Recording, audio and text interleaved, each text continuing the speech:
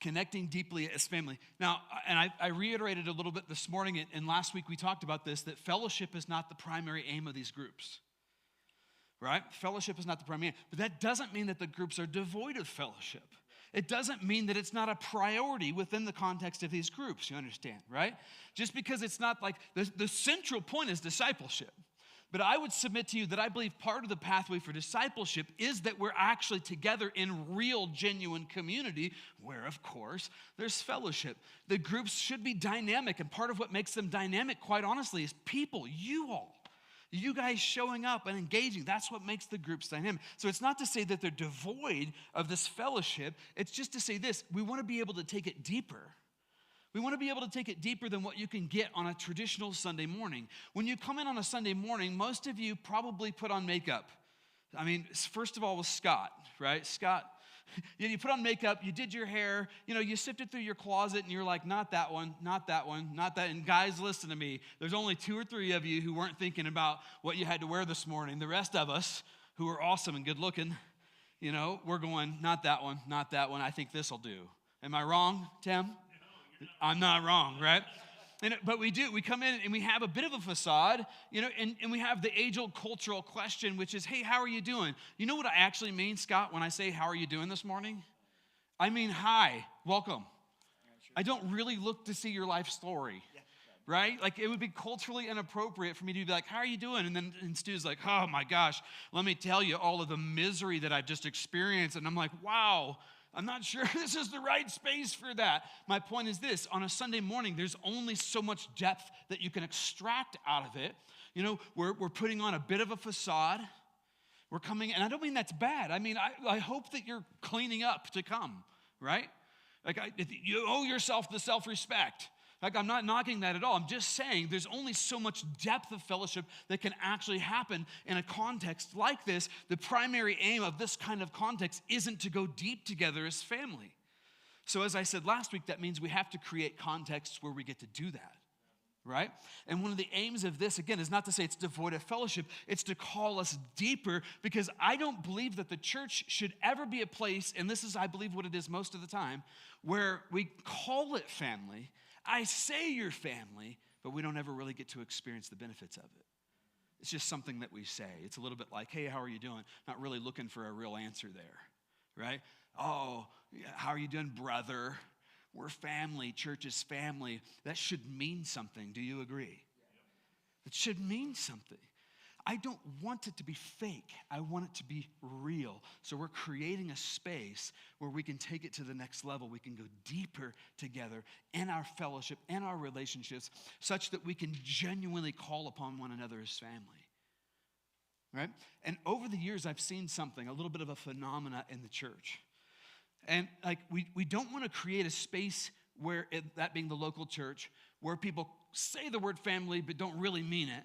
But the opposite is also true. We don't want to create a space where people are placing a demand on family, but never themselves making a deposit.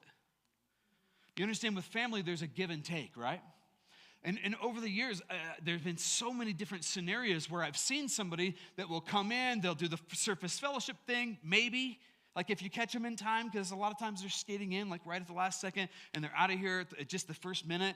And then something happens in their life. They have a need that comes up in their life. And then they call me, hey, pastor, can you rally the entire church around this need that I've got? And when they try to make a withdrawal on the account, they find often the account's empty. What do I mean by that? I mean, nobody knows them. And so when I call the church and say, hey, this family that you have, like this guy that you know nothing about, who hasn't engaged at all, whose name doesn't even ring a bell in your book, like who hasn't made any effort to make any deposit in family or community, hasn't served, hasn't engaged in any way, at the very last second now is asking us to rally together and help them move today, this afternoon, while you're all at work. So can anybody take vacation and come and rally around this person who you don't know, who hasn't engaged, who hasn't invested in community? No, you can't, right? Because we have jobs and that kind of doesn't really fly, right? So we can't have a place that we call family that's not really family, and we can't have a place that we call family where you're not making an investment. And part of the investment in family is that sometimes you get called to do the dishes.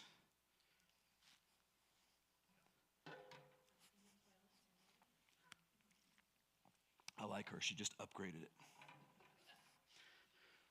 Right? As a family, we have responsibilities. Like I've divvied out chores to my kids. They may or may not do a very good job. In fact, somebody have a microphone? I want you to speak to this really quick. No? Okay. You know, if you don't want to engage in family, that's on you, I guess. How many of you give your kids chores, responsibilities, right? Is there an idea in family that the burden of keeping all of the household running shouldn't be on the shoulders of one individual? And have you ever said something to your children like, well, you all live here too. I didn't make the mess. I have to clean up after myself. Thus, you have to clean. Does this ring a bell for anybody who's a parent out there, right? So there's a responsibility that comes. There's an investment that's required of family. So if we're really going to be family, like I would encourage you to say, there should be a place where you're actually giving your life of service. And remember what I said about Jesus? Like most of our lives, what we do and don't do is predicated on the concept of, well, I don't really want to. Do I want to or not? Right? Most of what we do is based upon that. Well, Jesus didn't want to go to the cross, right? And yet he did it on our behalf anyway. And so here we are in the context of family. And how many of you know I don't like to do dishes? I don't really care to mow the lawn, to be honest. Sometimes people accuse me. They're like, man, you really like that. No, I don't like it. I make the best of it. I have to do it. So that's why I actually moved out here, so I didn't have to. You know, I had to mow the lawn like 85 times last season. What's up with that? I didn't move here to mow lawns, people. I got 17 acres. I moved here to get away from that. It's not that I like doing the chores. I just try to make the best out of them because I have a value for excellence on my property. I think it demonstrates something to my neighbors. Right?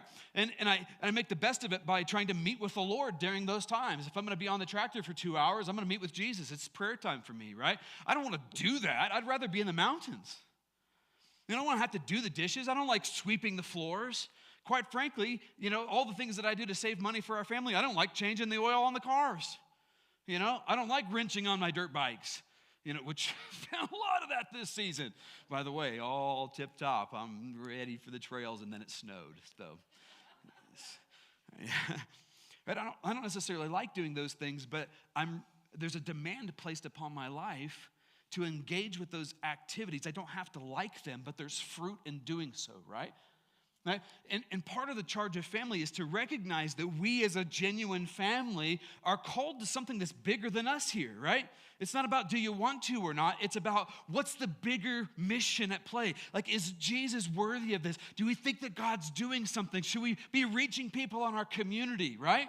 Should we be rallying the churches in unity in Tri-Lakes? Like, the answer to all those things, of course, is yes, right? Like, there's a bigger thing happening here. And it's not about, like, do I want to? Oh, there's a prayer meeting. Like, do I want to go to pray? Well, you know, in Christendom, oftentimes when you hear, hey, tonight we're not doing this other stuff that we were going to do. Instead, we're going to just spend the night in prayer. Most people hear, oh, good, night off.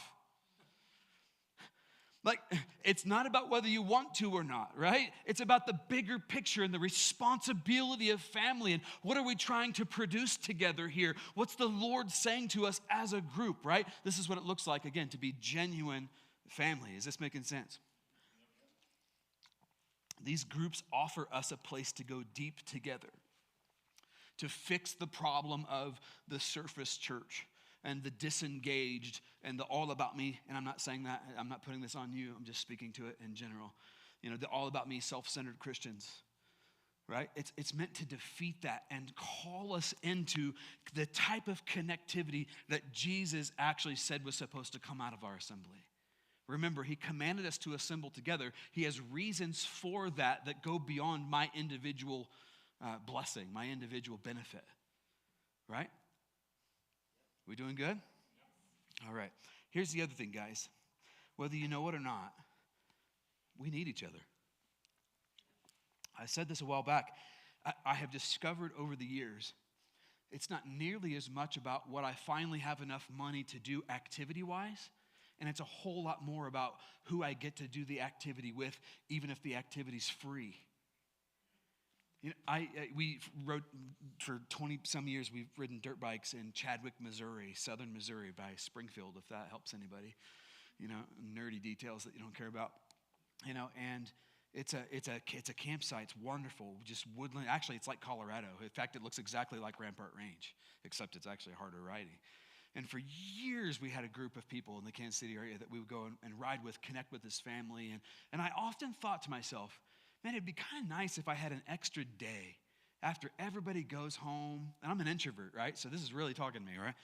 After everybody goes home, my family just hangs back and you watch the leaves fall off the tree in the fall. Enjoy the sunshine peeking through and the peace and quiet, because usually everybody goes to work and the park clears out, So we did it one year. As a family, we all stayed back, and everybody left, and we were like, all right, finally, we've been kind of dreaming about this. And all of us were like,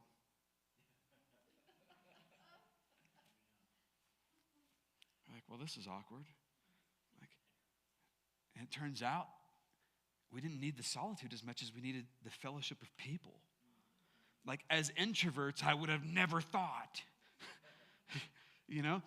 Whether you know it or not, we need people.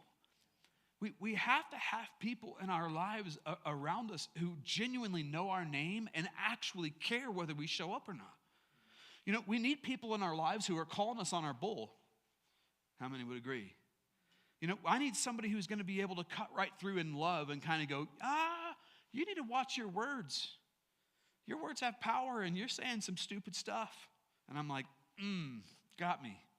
I need people in my life who can speak into my life, and genuine relationship guards against the offense, the potential offense of it, right? So if I'm in genuine relationship and Scott comes up and goes, you may want to reconsider that. That was dumb. I can go, instead of my walls of defense popping up, I can kind of go, I know that Scott's for me. We have a relationship together. He's speaking into my life. And whether he's right or wrong is irrelevant, because he's always wrong. I'm just teasing, right? We need people who can speak into our lives in a way that doesn't immediately just cause our defenses to go through the roof. We need people that are around us. We need other human beings. We need people in our life who are going to challenge us to do better, right? To be better. And we need people around us in our lives who, when everything falls apart, they're there for us. We need people who we can genuinely call at the last second and say, I know I'm an idiot. I know I didn't plan well. I know I didn't think through this, and this, but can you help me? And you're willing and able and happy to drop everything to go. Why? Because you're in a relationship. Because you love those people. And when you love people, the idea of laying down your life is an easy one. It's like, of course I'm going to be there for you. We need people like that. We live in a culture that's so incredibly independent. No, I can do it myself, until you can't. And then you find the account's empty. Right? This is what we're creating in these groups. This is one of our core objectives here. One of the great things about family is this.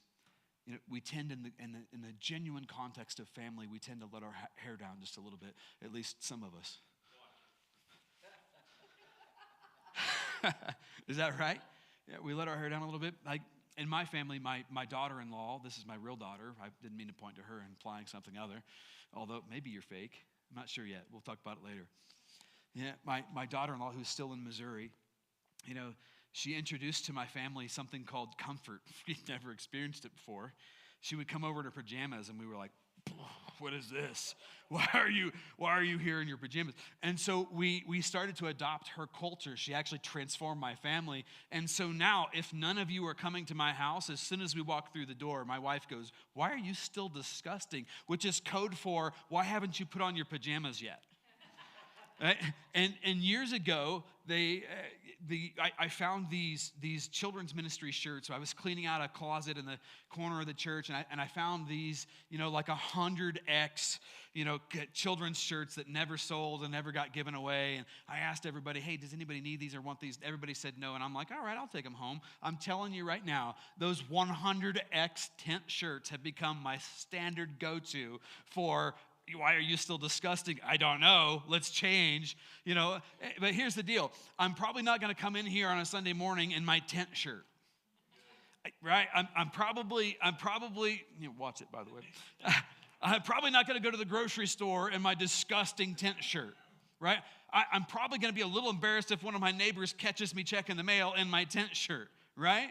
Like when an acquaintance sees me, you know, like if I know that encounter is going to happen, I'm probably going to clean up a little bit. You know, why? Because you're insecure? No, because I want to have a better impression than that. I mean, am I the only one, right? You know, but in the context of family, no one cares. In the context of my family, my daughter-in-law comes over in her jammies. And I'm not like, boy, you should have cleaned up a little better. I mean, you were coming over to my house. I'm not thinking that at all. In fact, I'm so not thinking that I'm like, I should adopt that. That's actually right. I don't know why we haven't done that before. That's really smart, right? In the context of family, nobody cares that I'm wearing my tent shirt. Nobody cares that they're like, wow, like, is he like 800 pounds? Or like, what is happening? Why does he look like? Nobody cares. Everybody in the family goes, we totally get it. You're comfortable. Right? In the context of family, we can let our guard down such that we can actually be vulnerable with one another. And in the place of vulnerability, like in the context of family, in the context of vulnerability, you know, you get the real me, and I get the real you. And I believe what you'll find as we continue to move forward into maturity as a family, I think what you'll find is that people are pretty good with the real you. They don't need the painted up version. And I believe that when we get the real you and you get the real me and we're really connecting in that kind of familial relationship, I believe that's where we really connect heart to heart. And I would submit to you that that's what every single one of us really needs. We don't need surface relationships where I feel like that you're going to reject me if I don't button my shirt up a little bit better, you know, or put on makeup that day. We need real family who's like, I totally get it. I wish I'd gotten the memo. I'd have put on my tent shirt too, right? And when we see the real you and you're loved, let's just say sometimes maybe in spite of that, like that's where real family happens. Where I'm like, do your dishes for the love of all things. We've had the conversation 85 times. You're such a nag, Dad. And we all walk away and we're like, so anybody for La Casa Fiesta? So anybody? Like we're still family. We still love one another. It's all good. You suck at doing the dishes. I'm a heartbeat. Got it all, right? Real examples.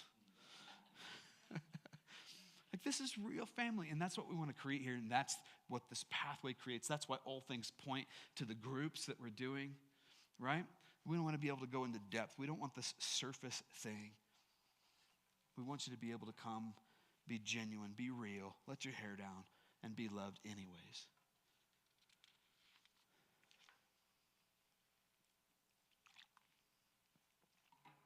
We're talking about family. And the next bit here with regard to these groups is this. The groups, as we continue to move forward, will be led by fathers and mothers. You know, what are fathers and mothers? I would call them shepherds. I would say they're pastors, right? And the groups are designed to foster and develop what I would call under shepherds. What's that? It's a shepherd that's under another shepherd, right? And so what they end up doing is creating a smaller context of people where there's a father or a mother in leadership and over, like putting their wings around this group of people. And pastoral ministry is happening in smaller, bite-sized chunks, of course, as it continues to go and roll out and become mature and leaders raise up, right? So it's bite-sized chunks of people who genuinely love you. They're genuinely concerned for you. They are genuinely concerned that you aren't quite up to snuff in your likeness of Christ yet, right? In other words, they see you for who you are, and they're willing to actually speak into your life. They're people who they are going to miss you when you're gone. Like their charge is to pastor you, to care for you, to protect you, to speak into doctrinal inconsistencies, to help you become like Jesus in these smaller bite-sized pieces, to be there for you, to raise up family around you. That's the point of these groups. That's what begins to happen.